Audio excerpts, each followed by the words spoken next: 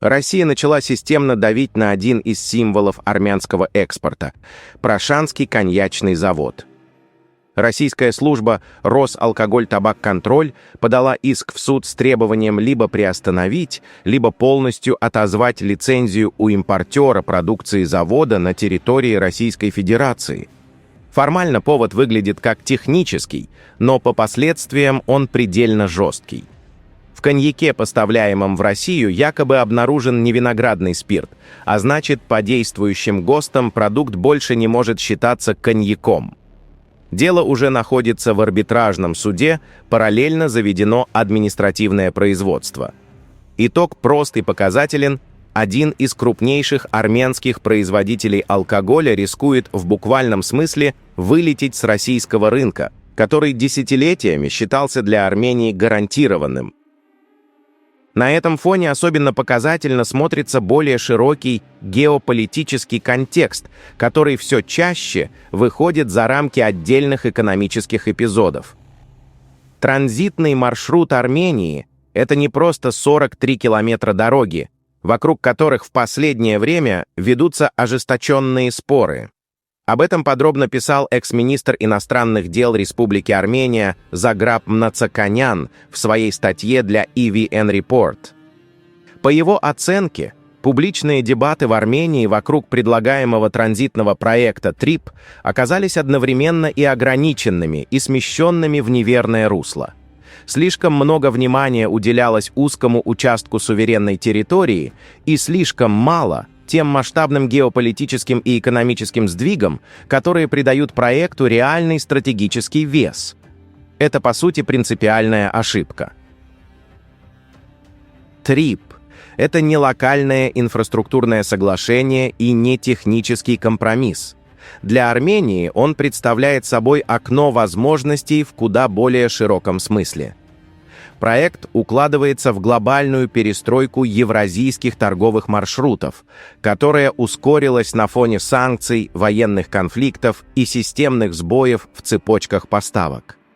Правительство и бизнес по всему миру вынуждены заново переосмысливать, как и через какие территории должны перемещаться товары между Азией и Европой.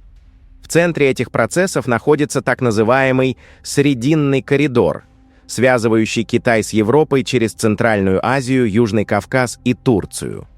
Он пока недостаточно развит и обходится дороже традиционных маршрутов, но его ключевое преимущество – диверсификация. В условиях, когда северное направление через Россию ограничено санкциями, а морские пути через Суэцкий канал все чаще сталкиваются с рисками безопасности, избыточность и альтернативность становятся стратегическим активом. В этой логике ТРИП дает Армении потенциальную точку входа в формирующиеся торговые сети Восток-Запад. При грамотной политике и институциональном сопровождении это могло бы частично компенсировать многолетнюю экономическую изоляцию страны и повысить ее значимость в регионе, где связность снова превращается в источник силы. При этом речь идет не только о краткосрочных выгодах. Долгосрочные перспективы проекта напрямую связаны с растущим интересом Европы и США к критически важным минералам, включая уран и литий, ресурсы которых сосредоточены в Центральной Азии. Армения, обладая опытом и компетенциями в сфере ядерной энергетики и технологий, могла бы встроиться в эти цепочки, но только при наличии устойчивых транспортных коридоров.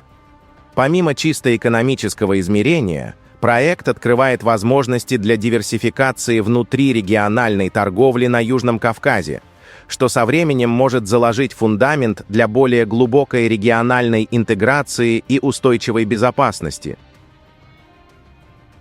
При этом геополитические ограничения здесь не менее значимы, чем экономические. Новые торговые маршруты неизбежно перераспределяют влияние, и такие государства, как Россия и Иран, чье стратегическое и экономическое положение во многом опирается на существующие транзитные пути, вряд ли будут воспринимать эти изменения нейтрально. Их реакция, экономическая, политическая или иная, будет напрямую формировать среду, в которой ТРИП либо заработает, либо будет заблокирован. Для Армении вопрос заключается не в том, несет ли транзит риски, они неизбежны, а в том, способна ли страна превратить этот транзит в инструмент влияния. Ключевой вывод здесь предельно жесткий. Одних лишь ссылок на суверенитет недостаточно. Да, он необходим, но без интегрированной стратегии, соединяющей инфраструктуру, экономическую политику и внешнеполитическое позиционирование, суверенитет легко превращается в декларацию. История уже не раз показывала, что гарантии безопасности, понимаемые исключительно в военно-политическом смысле и основанные на покровительстве великих держав, крайне ненадежны. Интересы таких держав изменчивы, и подобные гарантии чаще закрепляют зависимость и уязвимость, чем обеспечивают реальную защиту.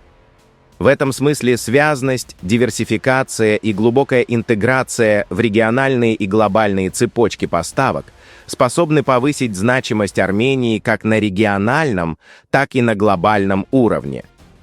Стратегическая равноудаленность от трех региональных центров силы становится не абстрактной формулой, а прагматичной основой политики. Показательно, что на фоне этих процессов Москву внезапно начинает сильно волновать избирательный кодекс Армении.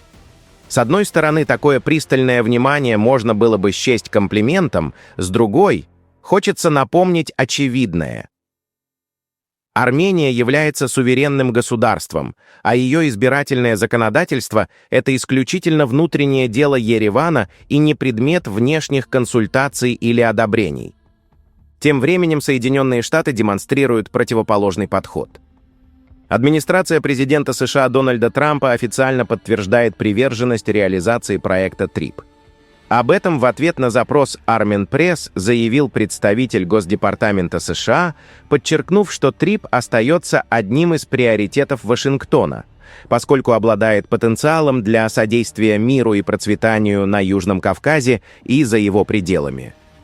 Проект предусматривает создание мультимодального транспортного хаба, который соединит основную территорию Азербайджана с Нахичеванью, при этом уважая суверенитет, территориальную целостность и юрисдикцию Армении и обеспечивая ей прямые экономические выгоды. По логике Госдепартамента, Азербайджан получает связь с Нахичеванью, а Армения – улучшение региональной взаимосвязанности и раскрытие экономического потенциала всего Южного Кавказа. Также подчеркивается, что Армения уже сотрудничает с США и согласованными третьими сторонами в рамках практической реализации инициативы.